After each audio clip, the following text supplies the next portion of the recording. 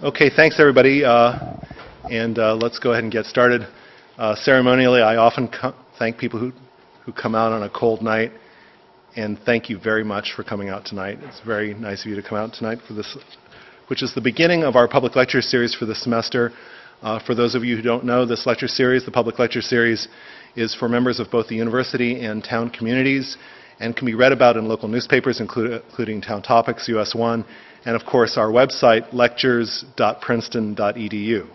I'm Sam Wong, and I'm chair of the Public Lectures Committee and faculty in neuroscience, and I'm very pleased to have this as our first of the semester. We have many interesting talks for the semester, including tonight's speaker, Simon Winchester, Andrew Sullivan, Percy Diakonis, Anna DeVere Smith, John Waters, Eric Lander. So we have a lot of very interesting people coming this semester.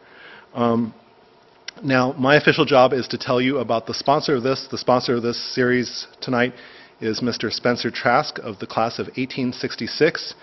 Mr. Trask was one of Thomas Edison's original backers and bequested a lecture series on subjects of a general interest, and upon his death an additional bequest was made, and the series has been in existence for quite a long time, about 100 years. Just to give you a sense of who's spoken in this series before, we've had, the Public Lectures Committee has had Niels Bohr, Arnold Toynbee, Bertrand Russell, and Margaret Mead, just to give you a few examples. And this semester we're going to be having 3 speakers, tonight's speaker as well as Anna DeVere Smith and John Waters. So that just gives you a sense of the breadth of this series. Tonight's speaker will be introduced by my colleague, Professor Brian Kernahan.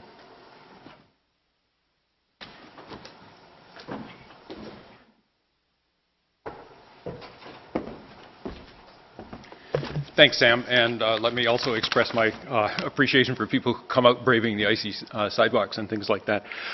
It's my great pleasure tonight to introduce the evening's public lecture speaker, Simon Winchester. Simon studied geology at St. Catherine's College, Oxford. He spent a brief period as a professional geologist in Uganda, but quickly switched in what he describes as a Pauline conversion to journalism. He spent years in Northern Ireland, in Washington, during Watergate, in India, and even briefly in the Falklands. He managed to fit in a few months in Argentina as well, in a prison in Tierra del Fuego, because he was unfortunate enough to be in Patagonia at the wrong time. He then went on to spend 12 years in China, leaving that just at the time when Hong Kong was returned to mainland China, and then he moved to the United States, and he lives now in the United States. He's the author of a large number of really great books. Some of these, given his academic background, have a geological slant. For example, there's one on the eruption of Krakatoa in 1883. There's one on the San Francisco earthquake of 1906. I've read essentially everything he's written for a long time, and if I had to pick one of his books that was my favorite, it would be actually quite a tough choice. But I think perhaps I would pick this one, The Professor and the Madman. It's a... you get the idea? The Professor and the Madman, it's a wonderful story about the making of the Oxford English Dictionary and about one of its major contributors, a doctor who was in the American Civil War. It disturbed his mind greatly. He was in England, went mad, killed somebody, and was confined for the rest of his life to the Broadmoor criminal lunatic asylum, but managed to contribute very, very many citations to the Oxford English Dictionary. Simon's most recent book, not the one that will be published later this year, but the one that is published and actually available today, is The Man Who Loved China. It tells the story of Joseph Needham, who was a truly eccentric Cambridge scholar who perhaps single-handedly changed the world's perception of China. And that's the topic of Simon's lecture tonight. Please join me in welcoming Simon Winchester.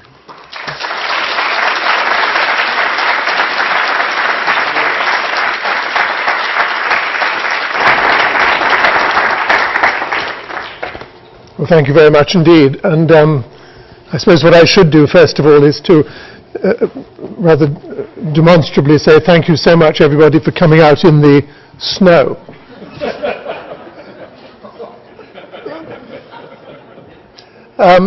This story begins for me about 15 years ago when I was writing a book about the Yangtze. And I took off about a year to travel the 4,000 miles or so from the East China Sea, where it debouches near Shanghai, up to Tibet, where it rises. And when I came back to New York to write about it, I got rather stuck in one chapter about the Three Gorges. Many of you may have been to the Three Gorges, where the river is squeezed between a number of mountain chains in eastern Sichuan, and becomes an extremely ferocious stream for about 400 or 500 miles. Very scenically beautiful, but very difficult to navigate up. And power navigation, which was introduced in 1902, answered the problems of getting upstream. But I was wondering, how on earth did people navigate in junks up the Yangtze before they had power to do so? The junks clearly had to be very light, very capacious, very nimble to get up over the rapids and against this ferocious stream. So I was talking in New York to someone who knew about boats, and I said, where can I find some drawings or some diagrams of the kind of Ming or Qing dynasty junks from the Yangtze? And he said, well, there are two obvious books to buy. One is The Junks and Sampans of the Yangtze by G.R.G. Worcester, which was published in Annapolis in Maryland in the 1940s. Or the other one is Volume 4, Part 3 of Science and Civilization in China by Joseph Needham. Now, I'd heard of neither of these books and neither of these authors, but I think that conversation took place on a Friday, and we have a little house up in the Berkshires. And the next day, a Saturday, I was in Salisbury, Connecticut, where there was what I think is one of the finest bookstores in America, called Lion's Head Books, owned by a man called Mike McCabe, who was an old-fashioned bookseller, the classic kind of, he knew everything about every book that had ever been published. The bookstore is defunct, sad to say, but Mike is not. But I went to see him on this Saturday morning, and I said, Mike, I've got two rather obscure books, and I wonder whether you might at least know where I can get them. And he said, try me. And I said, well, the first one, The Junks and Sampans of the Yangtze. And he said, oh, G.R.G. Worcester. And I said, yes. He said, oh, we normally have that in stock. And he reached up to an upper shelf, and there's going to be a bit of show and tell here. Here, indeed, it is for, I think, $25, Junks and Sampans of the Yangtze. So I said, Mike, you're amazing. He said, what's the other one? And I said, well, the other one, it's Science and Civilization in China, Volume 4, Part 3. And he said, you mean Joseph Needham? And I said, I think I do. And his expression changed completely. He started to look at me as if I was something the cat had dragged into his store. And he said, are you meaning to tell me you've never heard of Joseph Needham? And I said, I'm terribly sorry, Mike, I haven't. And he said, well, you ought to be totally ashamed of yourself, because Needham, as you mentioned in your introduction, more than any single individual managed to change the West's perception of China. He was this remarkable, he was an Englishman, and he'd lived, must have died fairly recently, I think. He said, and there are about 20 volumes. It's absolutely massive. We never see complete sets, and if we did, it would be many thousands of dollars, but we occasionally get single volumes. And I think I remember, he said, seeing one come in a couple of years ago, and I think I may still have it. And he disappeared like the White Rabbit down into his basement and came up a few moments later with, and this is the other part of the show and tell, with this. And he blew off the dust. And he said, yes, Needham, Science and Civilization in China, Volume 4, Part 3. The very one that I wanted. So this was $75, this was $25. So for $100, I was re-energized in my belief that Mike McCabe is the finest bookseller in America, but I had exactly what I wanted. So I gave him a check or whatever it was, and then went out to the car, and it was fairly obvious what Junks and Sampans of the Yangtze was going to be about, but this, Volume 4, Part 3, it was entitled Nautics. Still got his post-it note, $75. So it was Nautics, and I looked at it, and it was 964 pages long. Everything you could possibly want to know about China's relationship with water So it was everything to do with the design of canals and lock gates and rudders and lighthouses and the compass and navigation charts. And indeed, it had the diagrams of the Ming and Qing dynasty junks that I wanted. So it was exactly what I wanted, and more so. But I sat in the car looking at this book and thought to myself, who on earth put this book together? Because this is biblical in authority and scope. And yet, this was, if what Mike had said was to be believed, just one of perhaps 20 volumes devoted to other subjects like astronomy and biology and chemistry and ceramics and metallurgy. And everything was there. Who on earth put this all together? And I vowed that sooner or later, I'd never at that stage in my career written a biography of anybody, that I would try and get to grips with this remarkable person, Joseph Needham.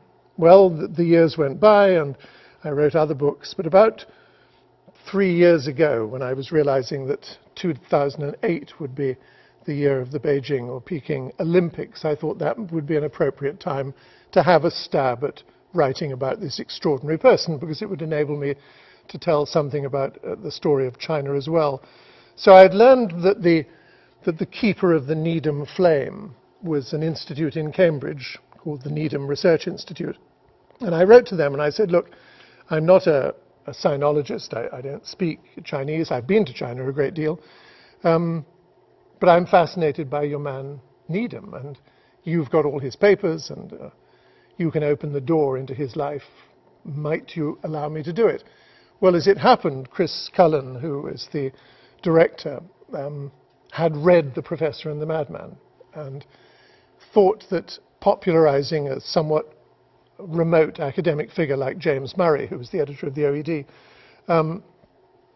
was something that he would like to see done for his hero, Joseph Needham. So he talked to the trustees about it, and I think they weren't totally enamored of the idea. I think they would have rather have had a sinologist do it, but in the end they agreed. And so 2006, I went over to Cambridge and I started doing research on this extraordinary man.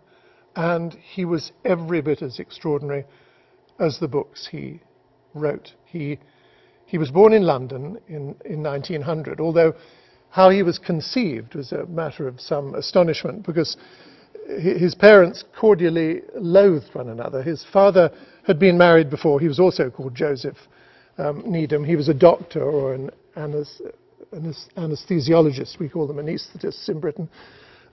His second wife, he was a rather austere sort of fellow. His second wife was, as far as one can see, completely mad. She drank to excess. She sang at inappropriate moments. She fought bitterly. The amount of crockery that was broken apparently in the Needham household was prodigious. She was French-Irish, which I'm sure had nothing to do with this apparent madness. How they managed to settle down for the requisite 20 minutes or so that procreation demands, I do not know, but they must have done sometime around the Easter of 1900, because just before Christmas there was born to them this boy child. They disagreed vehemently over what he should be named. Father wanted him to be called Noel because he was born at Christmas time. Mother, because of some Irish reason, wanted him to be called Terence. In the end, they called him Noel Joseph Terence Montgomery Needham, and he decided, essentially in a spirit of filial compromise, to call himself Joseph. Well, it was a peculiar household to grow up in. There were no other children. He was looked after by a rather gloomy French governess up in the attic of their house in Clapham in southwest London. But his father was actually, he was austere, yes, but he was very keen that the young boy should be educated particularly in the ways of the world and in languages. Clearly having a French governess gave him a head start in French, but he took him all over Europe with him. And one of the results of this, and that Needham had this extraordinary photographic memory, is that by the time he was 9 or 10, he could speak or read or write 7 languages. The Latin and Greek, I mean, didn't speak those, but wrote and read Latin and Greek, and French and German and Spanish, and also peculiarly Russian and Polish, which was no mean achievement for a small boy. He also learned other things from his father, which would stand him in quite good stead later on in life. He learned how to drive steam railway engines. His father was very interested in railway trains, and so he would take him to stations and persuade engine drivers to let him work on the railway trains. He also had this very peculiar friend called Sir John Bland Sutton, who was he was a surgeon of some repute in London and had great friends, Rudyard Kipling being one of them, and so Kipling would come to the house. But Bland Sutton, among other things, he invented the hysterectomy. And he would invite young Joseph to come and help him, pay him a guinea a time to help in operations, handing him needles and catgut and things. And this gave young Joseph something of an insight into the nether parts of women, which was to stand him in very good stead later in life, as I will attempt to explain. Also, Bland Sutton has a peculiar side interest in the lemur, the Madagascan primate. I'm sure you all know about lemurs. Perhaps you don't know that lemurs have a predisposition to cataracts. And so Bland Sutton used to perform surgery on afflicted lemurs, pro bono, one imagines, and would invite young Joseph to take part in these operations as well. So by the age of 13 or so, when he went up to Oundle School to get away from the impending outbreak of World War I, he knew 7 languages. He could drive railway trains. He knew a great deal about the inner workings of women and about the arrangements of ocularly challenged lemurs. So he was clearly set for something quite important. His father also would tape up little mantras on whatever the equivalent of post-it notes were in those days, little sayings. One of them has lingered with me ever since, which never go upstairs empty-handed. I find I can't find stairs anywhere. I've got to carry something up them. You can catch more flies with honey than with vinegar. Never have 3 helpings of anything. When he went up to school, his headmaster was a remarkable educationalist called F.W. Sanderson, the headmaster of Oundle. So important a figure that actually his own biography was written by H.G. Wells, so he was clearly something of a teacher. And he said to young Joseph, another of these mantras, "My boy, don't concern yourself with the pettifogging, the small. Think big, think in oceans." And that, as you'll see also, I think, remained with Needham for most of his life. So he, not all too surprisingly, was a very bright boy. He could take his pick of what universities in England he went to, and finally agreed that he would go to Caius College, Cambridge, to read initially medicine. That was the idea. So he went up in 1918, but very soon after getting there, he decided, remembering another mantra, "The future, my boy," said one of his schoolmasters, "lies in atoms and molecules." Medicine, I hope there are no doctors here that I'll offend, it's mechanics, it's not science at all. So 6 weeks, I think, afterwards, he left medicine and started to read chemistry. And 3 years later, graduated with a tolerably good degree at Caius, good enough anyway to be allowed to go on and read for a PhD at the newly formed Institute of Biochemistry that had just opened in Cambridge under the leadership of this remarkable man, Frederick Gowland Hopkins, who went on to win the Nobel Prize in, I think, 1928 for the discovery of vitamins, or vitamins, as you say here. So Needham was clearly at a leading edge, bleeding edge, cutting edge sort of place, and he really flourished, and he loved it, and he indeed got his PhD and began to settle down to study embryology, how a chicken, how an egg turns from this mass of shell and albumin and yolk into feathers and bones and beaks and blood and all that stuff. And he was recognized, I think, at about that time as being clever enough that he was offered a fellowship at Caius College. Caius is an extremely old college, very distinguished, very scientifically distinguished as well. And he was to be offered at the age of 24 a fellowship was a remarkable achievement. I mean, it's the equivalent of tenure in this country. He need no longer worry about his academic future. And he was given a room in the central court. I'm sure many of you will know that Caius is the college that figured in the film Chariots of Fire. His room, which he was to occupy for the following 75 years, was in the central court, room K1, the staircase K, room number 1 on the ground floor. And the marvelous thing about it is that it's a sort of illustration of the wonderful continuity of intellectual life at Cambridge, that it was, before he occupied it in the 1920s, occupied by a very famous zoologist, Sir William Bate Hardy. But when Needham died in 1995, it was occupied by the person that occupies it now. And if you go to Caius as a tourist, you can see Stephen Hawking, the cosmologist. So K1 was an extremely good room to have. So it was during this period now, so he's got his fellowship, he's done his PhD, he's an expert on eggs, that he started to become, or to display the eccentricities for which he became very well known in later life. The first one, I suppose, isn't really an eccentricity, but it was something that marked his life in all sorts of ways. He was, partly because of his familiarity with the people that worked on the railways, he was extremely left-wing. He never joined the Communist Party. He was much affected by the Bolshevik Revolution in 1917 when he was a schoolboy, and was a socialist, unashamedly a socialist, and cleaved to socialist principles all of his life, which got him into great trouble in the 1950s, as I hope I'll have time to explain.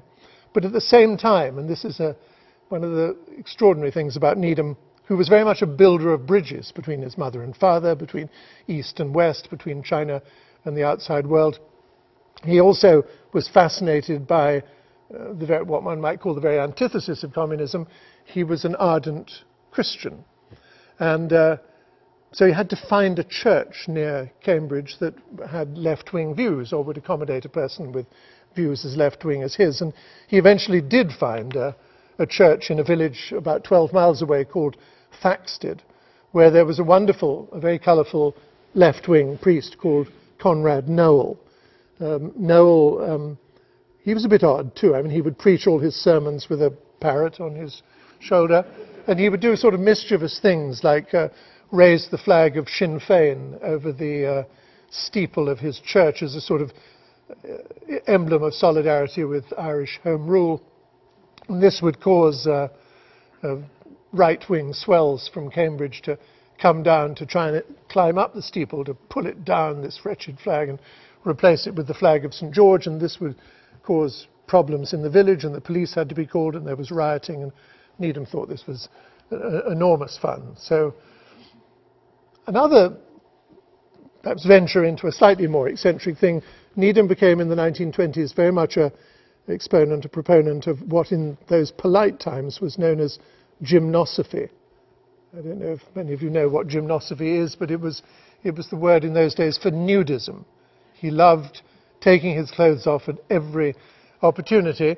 He joined the London Gymnosophy Society, which had strong socialist roots, because the feeling was that if you divested yourself of all your silks and satins, you were essentially the same as your brother man, or minus or plus a bit, with your sisters as well.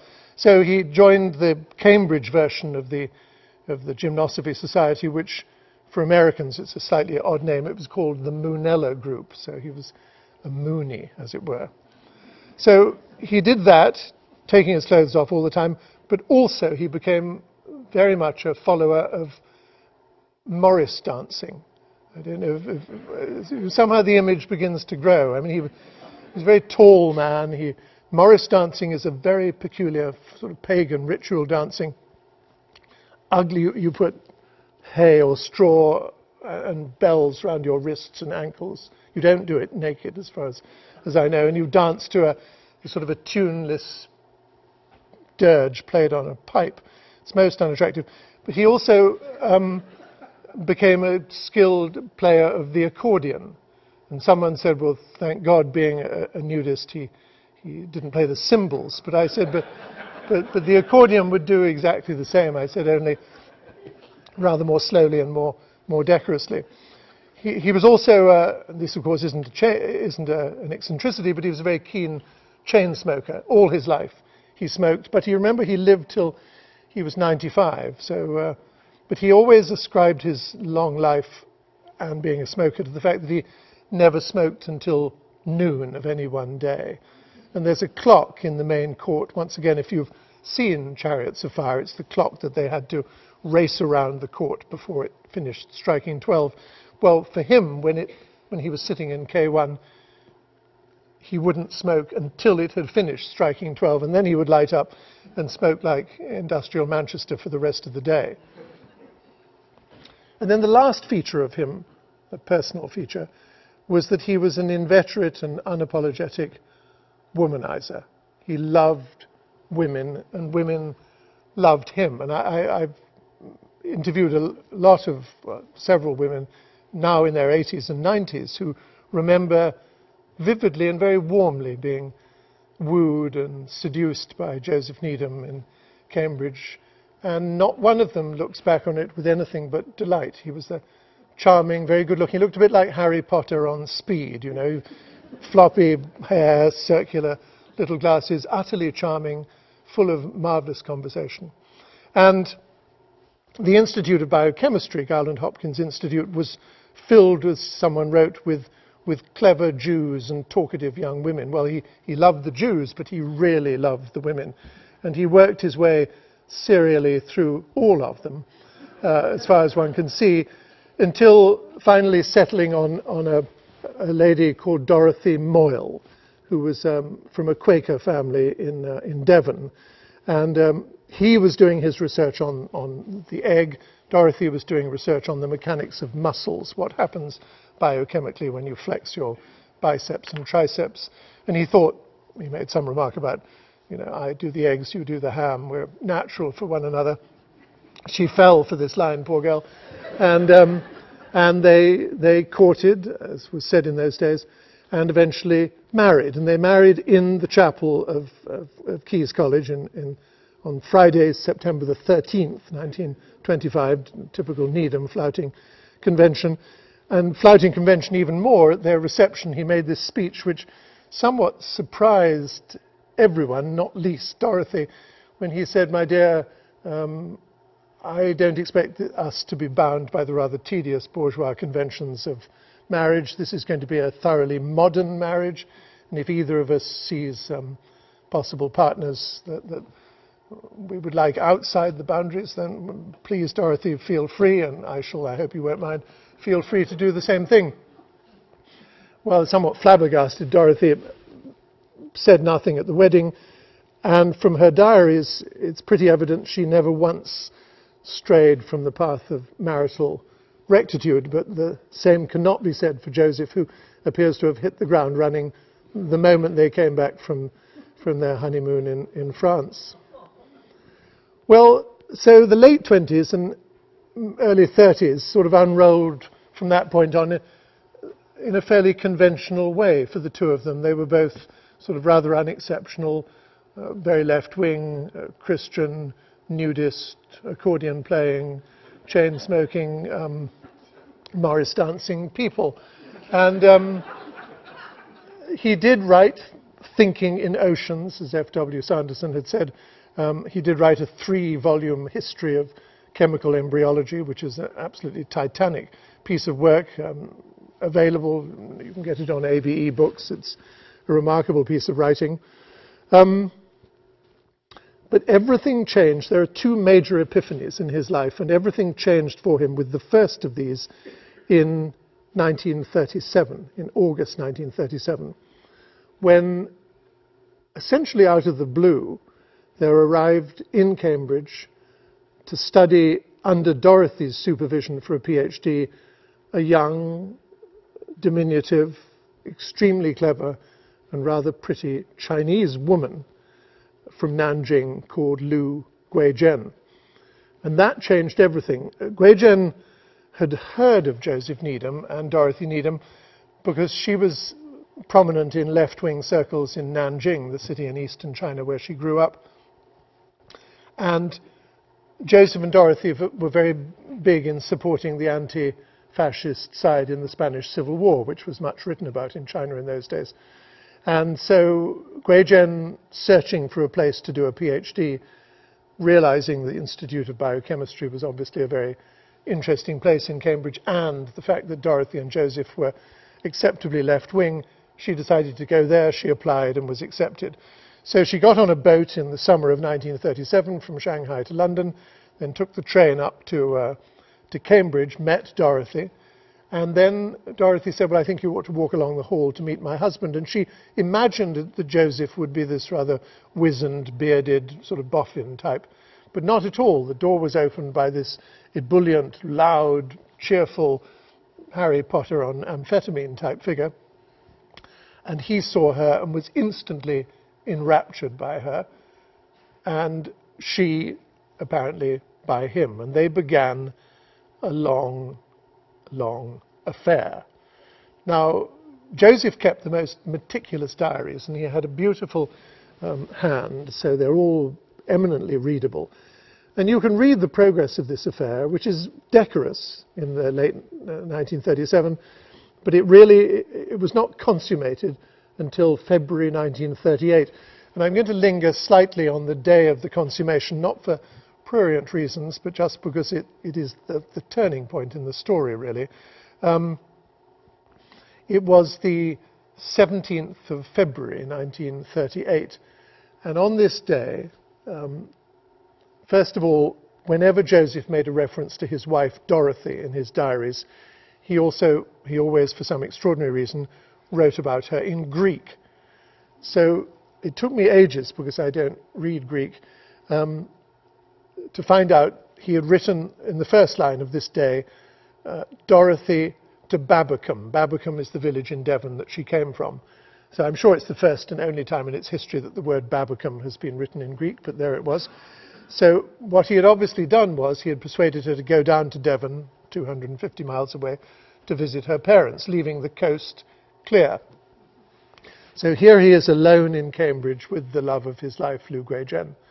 So the first thing he does is he takes her to the opening of a film which has just opened in England and indeed in Cambridge, and that was Pearl S. Buck's The Good Earth. And you can sort of imagine for a young Chinese girl far from home that to go and see this rather sentimental film about her homeland would make her nostalgic, perhaps, and if you were somewhat cynical, might also make her somewhat pliant. Well, banking on this, Joseph then took her to a restaurant, the most expensive Italian restaurant in Cambridge, and he kept everything. And so the only reason I know this is not only the diary, but all the receipts are there. So clearly the two of them went to dinner that evening, in February evening in Cambridge. You can imagine the gas lights, and rather romantic.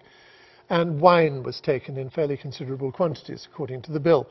They then repaired to his room, K1, Stephen Hawking's room to be, at Keys. And then in the diary, there are 3 asterisks. Now, to a person of a normally prurient imagination, that suggests that something happened. Maybe something happened 3 times, but something unmentionable happened. But it's not so much that I found interesting, it's what appears immediately after the 3 asterisks. And that in Joseph's hand, first of all in pencil, and then once he gains confidence, committed to pen, is the first ever Chinese character that Joseph Needham ever writes.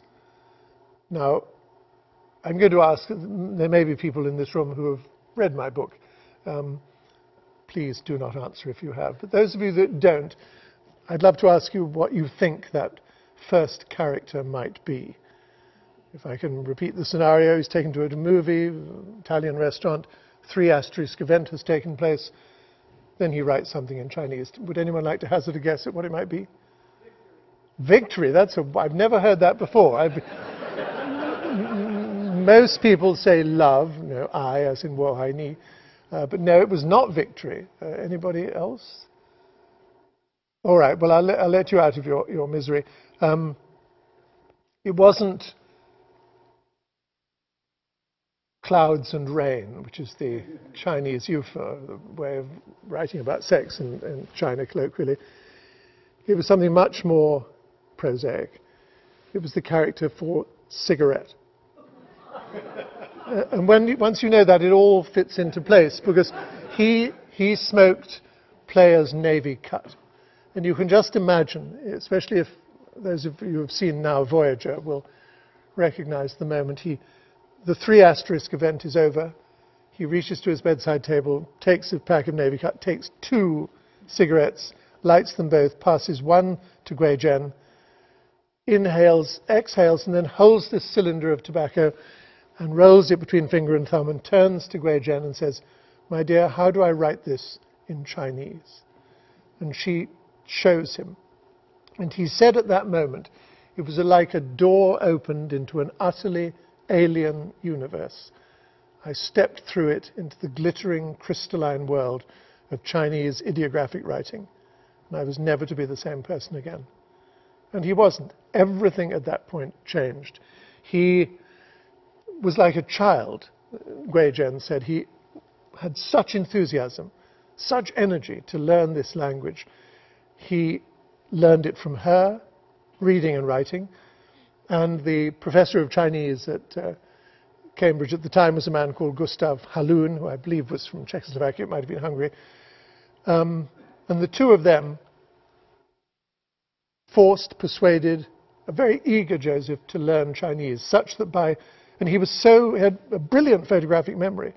And by 1940-41, he could read and write with near total fluency, at least 5,000 characters, which would mean any book, any newspaper, he could, with fair dispatch, he could read it. His accent was a bit peculiar because she was from Nanjing and he was from Czechoslovakia, so how he spoke Chinese was perhaps questionable. But he loved the language. I mean, his love affair with the language was very deep, very profound. And through the language, not only did he love Gui Zhen, but he loved China. Well, leaving him at that point for a moment, this is now 1940-41. So there he is in Cambridge, still teaching biochemistry and doing research on embryology, but fascinated by China. Just consider the situation of China in the world at that time in world history, 1940-41. I think it's fair to say that most countries in the West regarded China then as a country that once had been hugely important in the world, but was no longer. It was peripheral to human civilization. Emerson had called China this booby nation, a country that was good only for ceramics and silk and rhubarb and tea. They made the tea while the business of the world went on. In addition to this, ever since the Opium Wars in 1841, foreign powers had been nibbling away at China. The British, of course, taken Hong Kong. We've got treaty rights all up and down the coast. Our ships were using the Yangtze. The French had taken Cochin China, had taken Hainan Island and the southern part of China. The Germans had the Shandong Peninsula, the Russians, and later the Japanese in Manchuria. Then in 1910, 1911, you had the revolution. Then the period of warlordism. Then a civil war between Chiang Kai-shek's nationalists and Mao Zedong's communists. Then since 1937, there had been a full-scale invasion of China. The eastern third of China was occupied by the Japanese. I mean, China was a basket case at this time. Well, one of the things that I didn't realize, and which bears a lot on the development of this story, is what had happened to Chinese universities during the time of the Japanese occupation. The Japanese were particularly hostile to Chinese intellectual establishments. They would deliberately sack and pillage them, and they would use them for hospitals or brothels or barracks. But the To their great and lasting credit, the Chinese universities in Peking and in Shanghai and in Nanjing and places like that didn't just give up and play dead. They, in a concerted and very courageous effort, these universities packed up their blackboards and their books and their Bunsen burners, and the faculty and the students went off to the West on mules and trains if they could get them. They walked over hundreds, if not thousands of miles of central China and re-established themselves as refugee universities in the relatively safe cities of the West, in places like Chengdu and Kunming and Chongqing. Well, in 1940-41, an emissary was sent from these universities, these refugee universities, to Britain to say, look, we are dying here. Chinese intellectual life is dying. We're pinned in by the Himalayas and Tibet to our west, by the Japanese to our east. We can get no supplies, no visiting professors, no textbooks, no academic papers. There is, however, an air bridge occupied by the Allied forces, the Hump, as it was called, largely flown by American aircraft, from Calcutta to Kunming. Could you possibly arrange that you could send material that we'd so desperately need, such that our universities can be supplied with all the kind of things that you take for granted in the West, but which we desperately need here in Western China? Well, this plea, which was very eloquently stated by a visiting professor who came to Oxford and Cambridge and London, was eventually heard by Churchill himself. And Churchill wrote a memo saying, yes, it must be done. China and her intellectual life must not be allowed to die. And so a committee was formed to find a person to be sent out as a diplomat to China to find out what was needed and to tell the British government what was to be sent to Calcutta, put on the planes. And the person they decided to send was not a career diplomat at all, but was this ebullient biochemist in Cambridge, Joseph Needham. It was an eccentric decision of the committee, but it turned out to be absolutely right. So he was appointed a diplomat. He took leave, indefinite leave of absence from King's College, and made to travel to China to be a counselor in the British Embassy in what was then the capital city of China, which was Chongqing, or Chongqing as it was called then. Incidentally, the world's biggest city today. Many people have not heard of it. 38 million people live in Chongqing. It is a gigantic, gigantic city. So he was appointed and told in 1942 to make himself ready to get on a convoy in Liverpool, which would eventually take him across to Calcutta. First of all, he decided he would go and see Gui Zhen, who at this stage had gone off to America and was teaching at Columbia University. So he came over on the flying boat service from Ireland to Brazil and then eventually up to the Hudson, very convoluted route you had to take to get across the Atlantic in those days. And he found her in her little flat in the northern part of Manhattan, and she was delighted. She said, so this love affair you had with China, it's now going to be, as it were, consummated. You're going to go there. Well, I just want to say one thing to you, Joseph.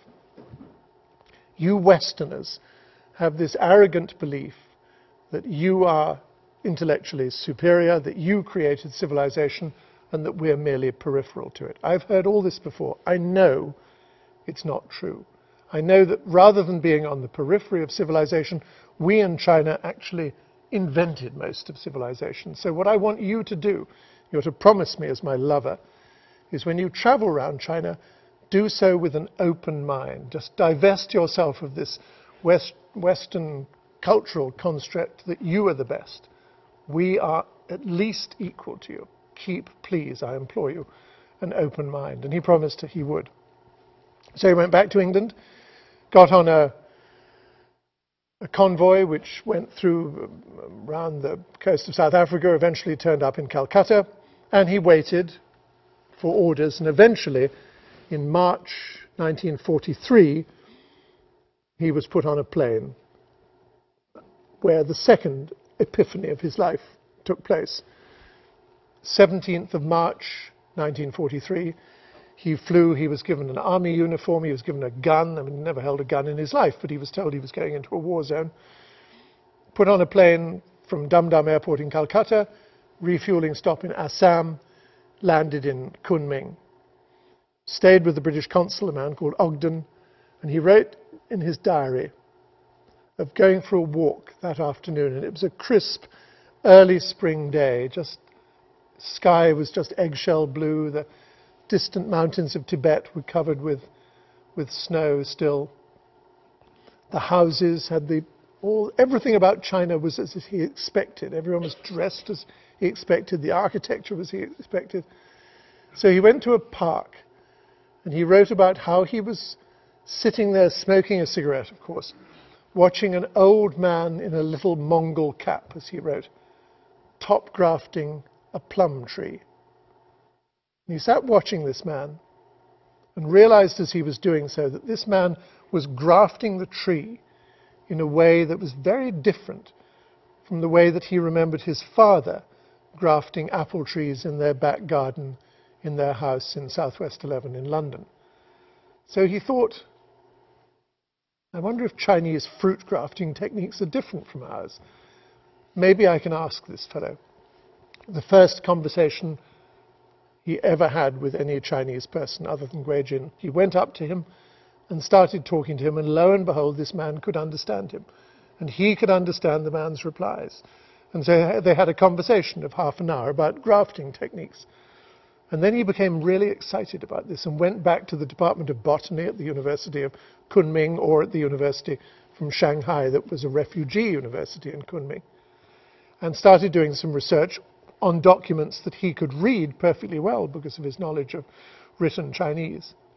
And then he sent, using the diplomatic telegraph service, cables to London and Oxford and Cambridge and various other centres of botanical excellence, and was able to prove incontrovertibly within a week that Chinese fruit grafting techniques had been invented at least 6 centuries before the earliest record of fruit grafting in ancient Greece.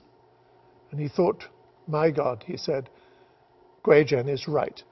It is possible, if I bend myself assiduously to this research, that I can find out what the Chinese have invented first, what the history of their science has been. And I dare say I will possibly find out what Guijin has insisted I would find out, which was that the Chinese beat us to it in all manners of science and technology. And so this is what he then decided to do. He went up to the capital, he went up to Chongqing, presented himself to the ambassador, was given a beaten down Chevrolet ambulance and a couple of assistants, and started making a series of the most extraordinary journeys all over unoccupied China. He went from Chongqing up into the deserts of the northwest. He went down to the Burmese border in the south. He went, very particularly dangerous journey, to Fuzhou on the southeast coast, very, very nearly getting captured by the Japanese, and all the time doing what he was officially there to do, which was to find out what Chinese universities needed, sending telegrams of their needs back to London, and sure enough, what they needed started arriving in boxes at Calcutta docks and was indeed put on the planes for Kunming. But at the same time, looking for evidence, firm evidence, of things that the Chinese had invented before they had been invented in the West. And it became a labor of love for him, but also an extraordinary series of revelations, because one after another, things that he assumed had been Western turned out not to be Western at all, but Chinese. The classic example is that famous remark by Francis Bacon that the 3 things that most defined contemporary civilization were gunpowder, printing, and the use of the compass. Well, it was assumed at that point that gunpowder was, although it was known that the Chinese had experimented with it, the use of gunpowder for belligerent purposes was almost certainly a Western thing, 11th or 12th century. Similarly, the compass, probably a Levantine invention, 11th or 12th century. And printing, well, we all knew about Caxton and Gutenberg. That was obviously 15th century? Well, in all three of those areas, Needham was able to show, without a shadow of doubt, that the Chinese fragmentation bombs and grenades, 8th century AD. The use of the compass, admittedly south-pointing rather than north-pointing, in the East China Sea, 9th century AD. And printing, well, block printing, the oldest printed book in the world, found in the caves in Dunhuang in western China. He was supposed to take a month to go there. It took him 7 months. He had the most terrible, disastrous adventures getting there. 868 AD, 650 years before printing appeared in the West, was known in China. And one after another, he was able to show that the Chinese blast furnaces, early techniques of producing, not particularly good, but producing a kind of steel, wheelbarrows, chains, suspension bridges. I mean, just an amazing range of things. Toilet paper, for heaven's sake. I mean, I suppose if we think about toilet paper, we assume it was probably a Victorian invention and probably British.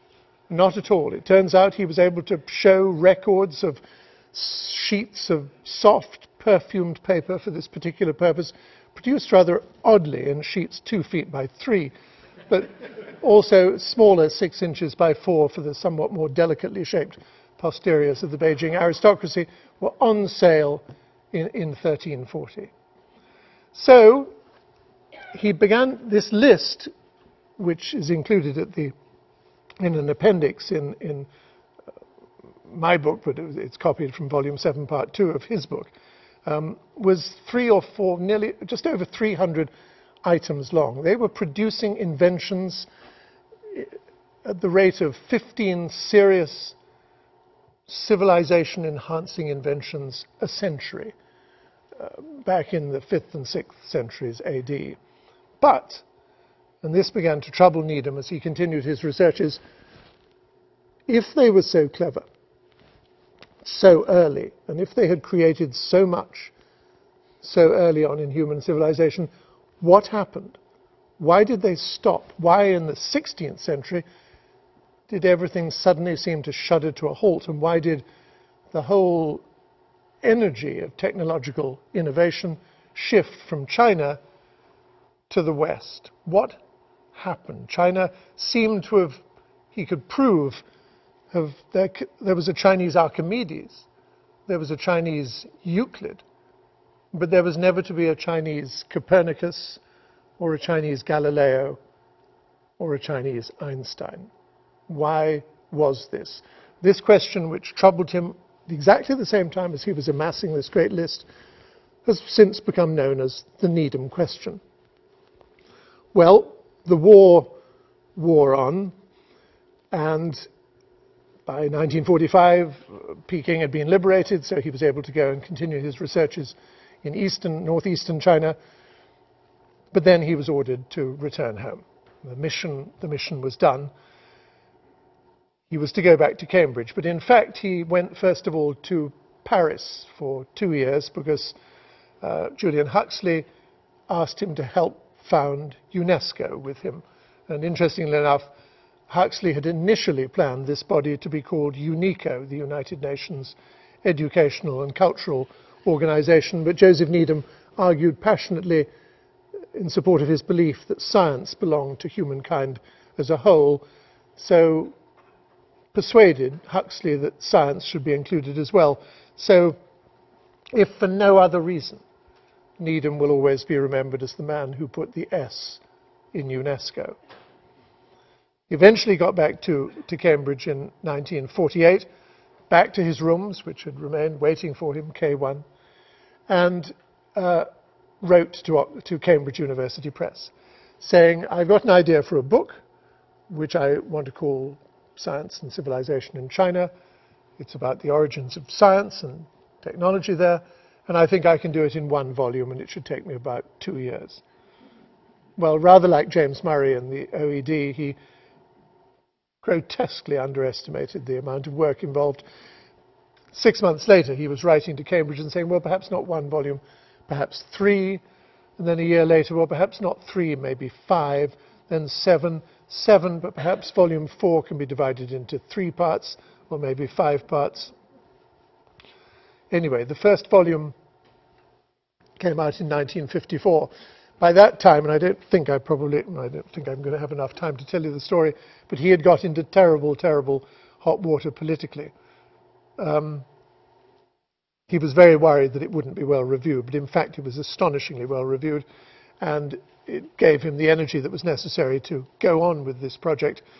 And by the time he died in 1995, he had completed 17 volumes, 3 million words, the longest book in the English language devoted to China ever written, and unarguably a book which changed the Western view of China. No longer, once the academic community had filtered this book and it had disseminated into the general public, no longer did anyone think of China as being this booby nation. It was a country that was not to be regarded with disdain anymore, but was to be regarded as it is today, with awe, admiration, respect, and no little amount of fear. Well, I want to sort of wind this up just by offering 2 sort of personal stories, if I may. The first, what happened to his personal life, his marriage. Well, Dorothy Needham was the archetype of the complacent wife. She accepted Gui Zhen's presence with total equanimity. The 3 of them would go around Cambridge together. They were known as the Needhams. And Dorothy eventually died in 1987, having produced 1 book on the mechanics of the biochemistry of muscle movement. She died. He then married Liu Guizhen, who had been waiting patiently in the wings for 51 years. They married in Keyes Chapel again. He did not say anything about this will be a thoroughly modern marriage, but she wasn't well at all, and she actually died in 1989. I think their marriage lasted for 800 days, that's all. Whereupon the old goat then wrote 3 further letters to 3 other women that he knew, saying, I'm now available again. But very sensibly they turned him down, and he lived out the remainder of his years as a bachelor. He was given the Order of Merit by the Queen in 1992, which is the greatest civilian honour that the monarch can bestow. And then he died peacefully in Cambridge, having worked on volume 7, part 2, the day before, in March 1995. The other story, I think, will illustrate 2 things about Needham. First of all, even though he's not terribly well known here, and oddly enough, not at all well known in Britain, he's tremendously well known in China. His name in Chinese is Li Yuse, and most educated Chinese, as I'll demonstrate, know who he is. But also this little story is an illustration anyway of what Needham believed firmly, which is that China's rise to world primacy now was inevitable and unstoppable. About 3 years ago now, my wife, who's a radio producer for NPR, had a flat in Washington, D.C., and we were down there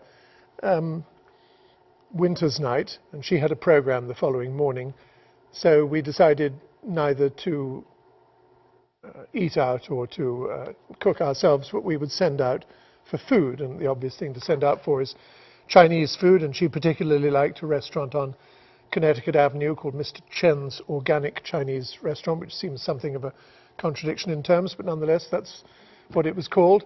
So we dialed Mr. Chen's and ordered the standard thing you order, and we were told it would be there in 45 minutes at 8:30, and sure enough, at 8:30, doorbell rang, small Chinese man, 2 plastic bags, and then we realized, to our dismay, chagrin and embarrassment, that we didn't have any money, or didn't have enough. Anyway, I think the bill was $40 and we had 7.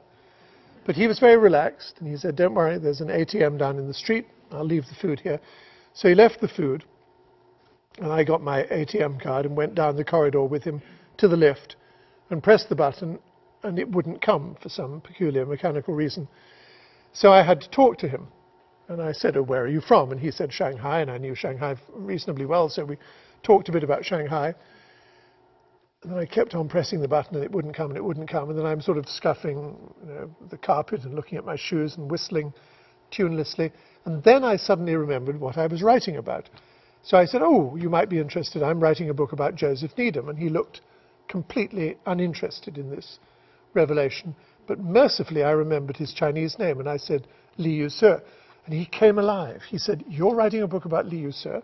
And I was astonished. And I said, "You mean you know Li Yusur?" "Of course I know who he is. Every educated Chinese knows who Li Yusur is. Of course, he was the Englishman. He wrote, he was the greatest Englishman ever lived in China. He wrote this amazing series of books." I said, "My God," I said, "I want to have you stuffed and mounted. I mean, you're the one person that will probably buy my book. This is wonderful." I said, "Back in the flat, I've got pictures and letters and diaries. Would you like?" "Yes, I'd love to." So I brought him back to the apartment with my wife, somewhat surprised that instead of readying myself to eat, I've come back with the delivery man. And I said, "This man knows Li Yusur." And so we sat down for 5 minutes, and I'm showing him things. And my wife says, "I think actually he'd just like his money. He's just being polite." And I said, "Yes, I'm being thoughtless. Of course, you're right." So I said, "OK, let's go." And we went back down the corridor. And this time the lift did come. So we went down to the ground floor, went to the ATM, got out the money, paid him, gave him a tip. And I told him the book coming out next May, go to your next, your Barnes & Noble or something. And really nice to meet you. I'm delighted you knew Li Yusur. Goodbye. And shook his hand. And that was end of story. Well, I walked back to the apartment. But as I walked back, I could hear footsteps behind me. So Washington being Washington, I was a bit nervous, so I looked over my shoulder, and it was the delivery guy walking in lockstep 5 or 6 paces behind me, because clearly he had parked his bike or his car near the entrance to the apartment. So I said, even though the conversation had finished officially, it seemed churlish not to continue. So I said, "By the way, when you lived in Shanghai, what job did you have?" And he said, "I used to work in the computer department of the Standard Chartered Bank." Well, I knew one very small and trivial fact about the Standard Chartered Bank in Shanghai, that it used to be a Scottish bank called Macaulay's Bank, and is known colloquially as Macaulay Bank. So I said, "Oh, Macaulay Bank." And he stopped dead still in the middle of Columbia Road, this man, and looked at me, fixed me with this strange expression, turned his head to one side and said, "Simon?" And I looked at him and I said, "Gordon?" Well, it turned out I had made a film about this man 20 years before. We were doing a series of films. We were hugging each other in the street, remembering all of this. 20 years before, in 1987, I'd been commissioned by the BBC to do 10 films, one a year, on the last 10 years of British Hong Kong. And one of the devices we used was we took a banker in Hong Kong, Standard Chartered Bank, who was a typical Hong Kong banker. He lived in Repulse Bay, he drove a BMW, had a wife that looked like a model, he took holidays in Phuket and places like that. And his opposite number in Shanghai, this man, Gordon, Choi Guo Hong, lived in a 5th floor walk-up, filthy with coal dust, cabbages at the bottom of the stairs. Wife put valves into a radio set assembly line, rusty old bike in the hall. We filmed him, and the idea was to watch the lives of these two bankers year by year slowly converge as Hong Kong readied itself to be handed back to China. So, as I remembered hugging him, I filmed him in 87. In 88, he asked to come and visit his opposite number. He'd never been to Hong Kong, so we got him a visa and brought him down to see his opposite number in Hong Kong. And then in 89, he said to me that in his view, the future of the world lay in America. And what he wanted to do was to read for a PhD in America. So after a long argy-bargy, I sponsored his visa application. I paid his first semester's tuition at Drexel University in Philadelphia.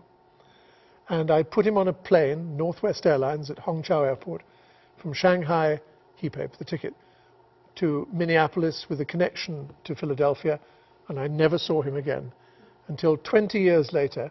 Here he is delivering Chinese food. So naturally I took him back up to the apartment again. My wife really astonished. I said, this is an old friend of mine.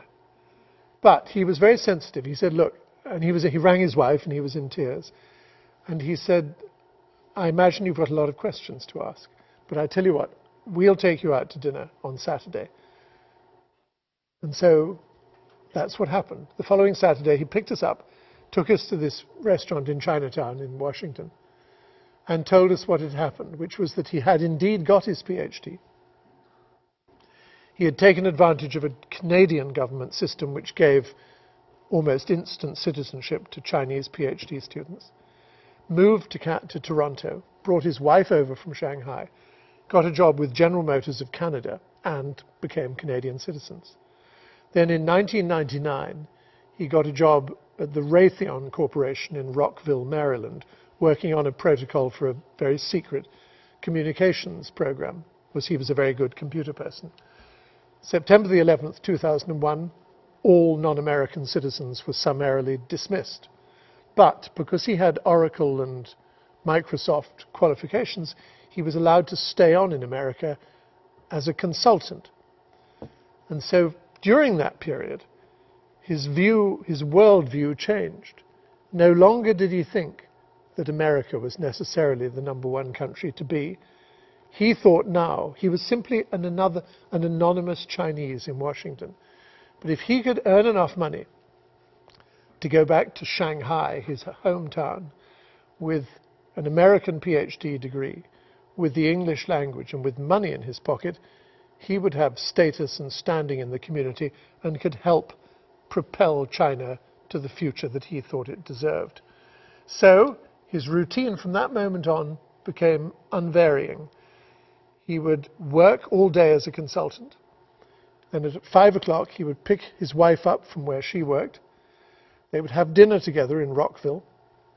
Then he would get into his car with all his books and homework for the next day, drive down Connecticut Avenue, park outside the restaurant that belonged to his friend, Mr. Chen's Organic.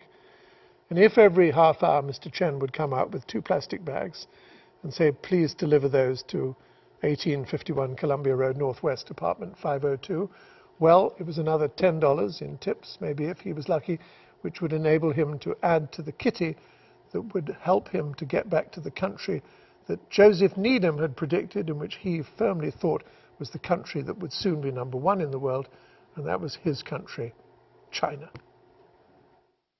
Thank you very much.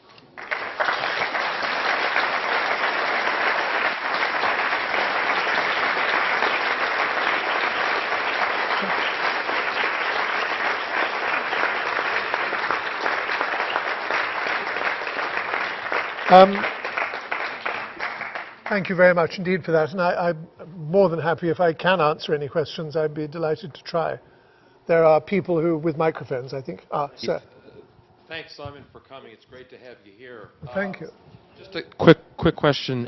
What do you think personally? Can you give some more shape to what you think the future holds, for China vis-a-vis the rest of the world? Well, you think of your, based on your research. It's less research, I think, than just a gut feeling. I think I'm guided by a sign. I actually mention it at the end of the book.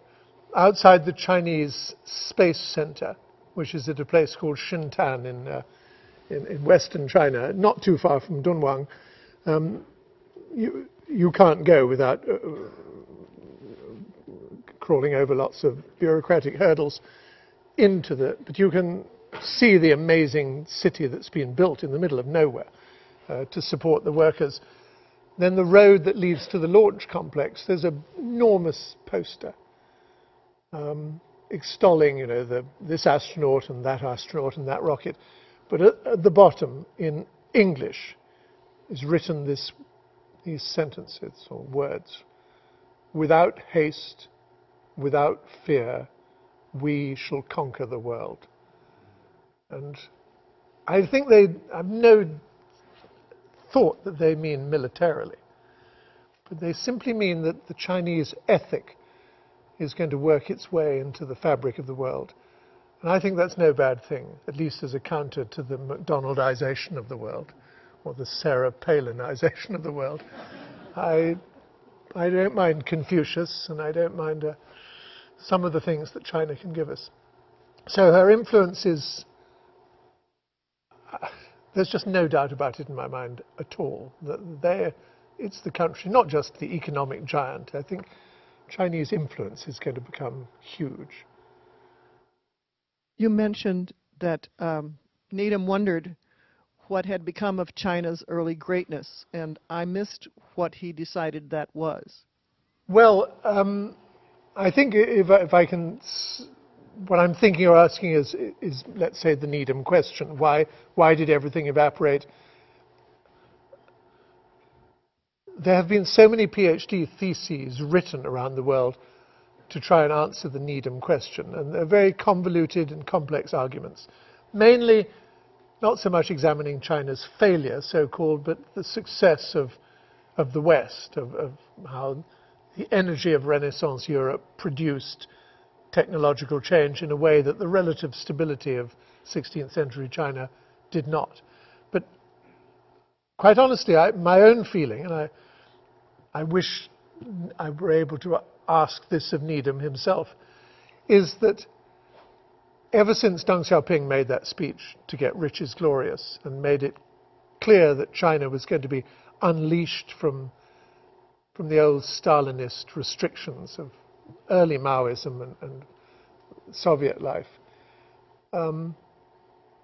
energy has flowed back particularly into Chinese universities, which are now brimming with brains and money and ambition. And all of a sudden, everything has changed in terms of Chinese technological advances. I mean, China is now, I think, the third, if not jockeying to become the second most, I don't quite know how to say this, but it applies for more patents successfully in the world than any country bar the United States. It's soon going to overtake.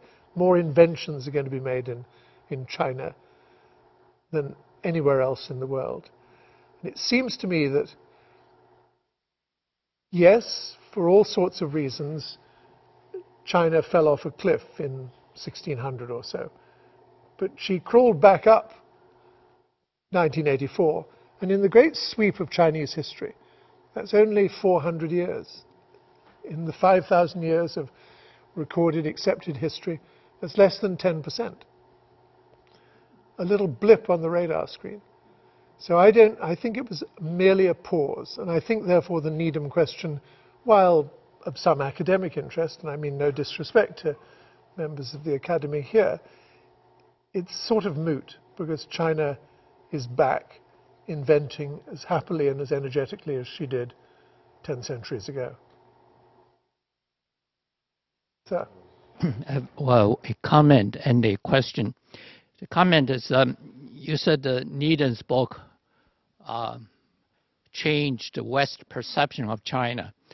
I think practically each issue, when his volume was published, there were great dispute about its findings. People disagree, people belittle it, and including some scholars from this university. So I think that, I don't know how about today, many years has gone by.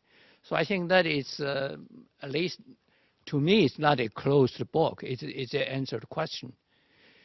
And my question is, is related to this, is he has written these many volumes. In your view, what is one or two subjects he has truly made substantial, insightful contributions?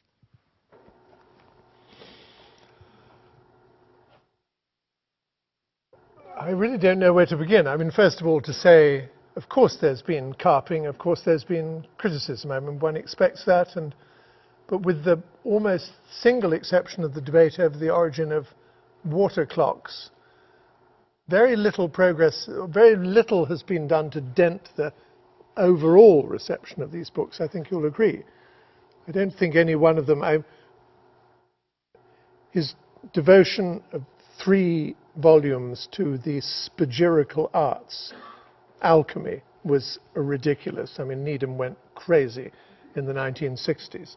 So there was a sort of pointless diversion. But that aside, in almost every field, I mean, the latest volume on, or not the latest, the metallurgy was the latest, but his volume on ceramics, for instance, there can be no better history of the development of ceramics in the world than Needham's. And I think in almost every area, biological sciences, medical sciences is a little wanting, it has to be said. His discussions of Chinese anatomy are fairly limited, but this volume, for instance, on the history of Chinese nautics, civil engineering, it seems to me peerless. So I mean that in almost every area. One of my children is in the drinks industry. There's half a volume devoted to alcohol and China's relationship with alcohol. It's well, to use the word I used earlier on, biblical in its authority, as far as my 40-year-old son is concerned. Do you not think it's a remarkable achievement?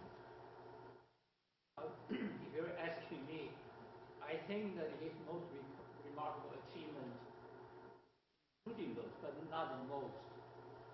Most, to me, is his recognition that there is certain, what I call irreconcilable difference between the East and West, and it focuses on religion, namely monotheism, and the absence of it. Yes, yeah. I think that even to this day is not well recognized, and he was the first one who pointed out. And of course the debate about Confucianism and Taoism and their attitudes towards science, believing that Confucianism was largely inimical to scientific development, whereas Taoism was not. So on many levels, well, this is perhaps a debate which is not going to be enormously interesting to everybody else, but a major achievement. Ma'am. Could you say something briefly about the political problems that Needham had, I think, in the 1950s? Yes, I'm more than happy to. I just don't want to keep you from going to your homes. But basically, in 1953, he had returned. Essentially, Zhou Enlai said, "We'd like you, Joseph, to come back to China to head a commission of distinguished scientists to investigate what we charge, which is that the Americans have been using biological weapons in the Korean War." And Needham was delighted to go because he could see all his old friends. And so he went and spent 6 months in China and wrote a report. He went with 7 other scientists and wrote a report under his signature, which said incontrovertibly that the Americans were guilty of using biological weapons, dropping rice cakes infected with anthrax or tularemia or whatever. He was excoriated like you wouldn't believe. The British Foreign Office set up a unit to do everything it could to denounce him and ruin his reputation. The Royal Society, of which he was a fellow, nearly threw him out. His college even, it's very difficult to get thrown out of Oxford or Cambridge College, considered, throwing him out. And perhaps most seriously of all, he was banned from coming to the United States. This was, of course, the time of McCarthyism. Well, there's a coda to all of this in that in 1978, the ban went on for a long time, 25 years. So Needham, by this time, had written many volumes of the book, was the master of Caius College, Cambridge, recipient of awards all over the world, offered awards by American universities, but not until 1978 was he allowed to come in and accept them. And he finally came in April 1978, to receive an honorary degree from the University of Chicago. And he was asked, as part of the process of getting this, to give 3 speeches.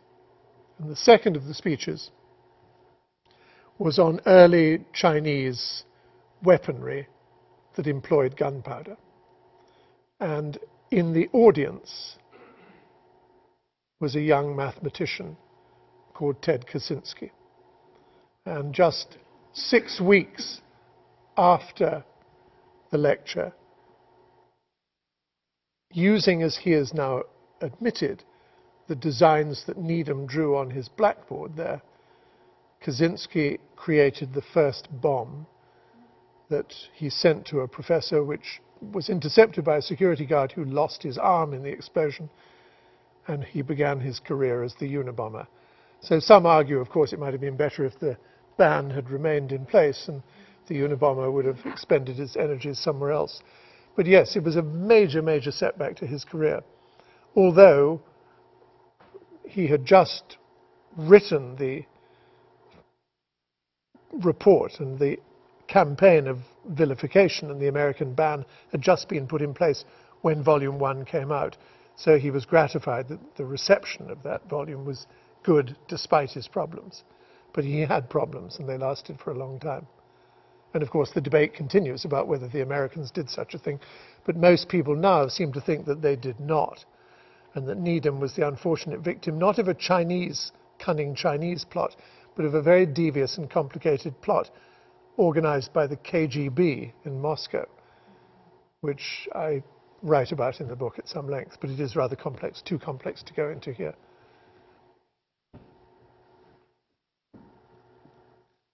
Normally, I would not ask such an unrelated question, but I think that you'll answer it anyway. So you've talked about Joseph Needham's relative lack of general fame in, say, the United States or the United Kingdom, and yet he's someone who's widely recognized in China. And it strikes me that there's something there about Needham being a figure of affirmation in representing a view in the West that there's greatness in China. And so there's this iconic, the idea that, well, here's a guy in the West who understands that we're great and understands there's something we've done. And it made me think about how figures are perceived in their country and outside their country. And I'll give you another example from a country I think you know well. I was once looking at a list of top 100 Britons of all time, and I knew them all. You know, Winston Churchill, you know, Alfred the Great, Lady Diana. You know, they're all there. But I looked, and there was this one guy, Isambard Kingdom Brunel, and I didn't know who that guy was. Okay, and this is someone who's regarded as one of the greatest Britons of all time because of the things that he did for Great Britain. And I was just wondering, now that you've lived in the United States for a long time, this is a crazy question. Who in the United States is really well recognized in the U.S., but just not really thought of outside the U.S.? So you see what I'm getting at? Well, I do. I mean, I'm surprised that you didn't know Brunel, I must say. I mean, the BBC did a poll. Brunel was the second most popular man in history. Every Briton knows Brunel. Americans don't know who Brunel is. All right, I'm so sorry. Well, yes, I assure you that most Americans do not know who Brunel is. My candidate, a chap I very much wanted to write a book about, actually, was a fellow called Adolphus Washington Greeley, who, I don't know, does anyone know who Adolphus Washington Greeley is? He was a big... No, he wasn't the Greeley of Go West, Young Man. No, that was another chap, spelt slightly differently as well. But no, Adolphus Washington Greeley was... he was an American soldier, injured during the Civil War, appointed to head an expedition which went to Ellesmere Island in the 1870s as a scientific expedition, 25 men. They were to overwinter, and then they would be picked up the following summer. But the following summer, the American government had forgotten about them. So there was an election on, I think, in the United States, and so that took top billing. So they had a backup plan. There was a cache of food about 200 miles away. So they sledded down to it, overwintered for a second winter. And then the government didn't come the next year either. So then they were starting to get into serious trouble. And finally, Mrs. Greeley, who was an early figure in the American suffragette movement, went to London, pleaded with the Royal Navy, and they said, yes, we'll send an expedition. On hearing this, the Department of the Navy in Washington said, no, we can't possibly have the Brits playing an ace card. We will. And they sent, very late in the season, a boat. And they went up the Kennedy Canal between Greenland and Ellesmere Island and found nothing except, as they were heading back south again, they saw what appeared to be some rags on the starboard side, on the Greenland side, put out a whaler, found a tent with 6 emaciated men in it, and Greeley was one of them, and he staggered out and saluted, and he said, Lieutenant Adolphus W. Greeley, reporting for duty, but there were 19 shallow graves of the men who had expired, which were then dug up and put in coffins and brought back on the boat. The boat went down to St. John's in Newfoundland, where the message, Greeley is alive, was telegraphed across the United States. There was tremendous thanksgiving and delight and church bells ringing and all that sort of thing. Then when the ship stopped in Boston, a New York Times reporter got on board, so there is a New York Times. This was at the time when the Times was in vicious competition with the Hearst newspapers, and yellow journalism was raising its head. And based on very little evidence, he said, the Times reporter said, that the Greeley expedition had not only employed cannibalism as a way of surviving, but had in fact shot one man to provide meat. And this was a sensational revelation. And by the time the party got to New York City, Greeley's reputation had changed from being a hero to that of a pariah. And the Madison Avenue hostesses that were going to invite him to glittering dinners balked at the idea lest their frailer companions at dinner table might be wolfed down by this clearly ghastly man. And so his reputation plummeted. But he then went on and did some rather good things. He put down, but bloodlessly, the last Indian rising in Utah, or maybe it was Idaho. He was the officer in charge of relief operations at the San Francisco earthquake in 1906. He was a signals officer. He laid most of the signaling equipment across the United States and China, and southern China and Cuba, indeed. And gradually, was one of the 4 founders of the National Geographic magazine, the Yellow Book that you know so well. And then finally, in 1935, still laboring under the reputation of being a cannibal and a killer, was restored to official glory and was presented the Congressional Medal of Honor, or one of these great American honors. He was a very frail man by now, and a horse-drawn carriage brought it down from the Capitol. There was a ceremony outside his house in Georgetown, and he died 6 months later.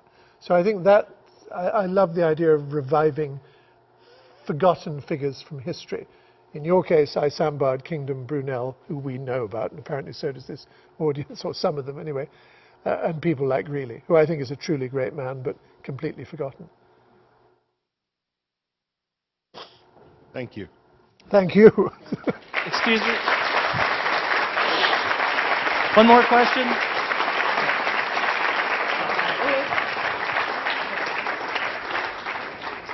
Thanks.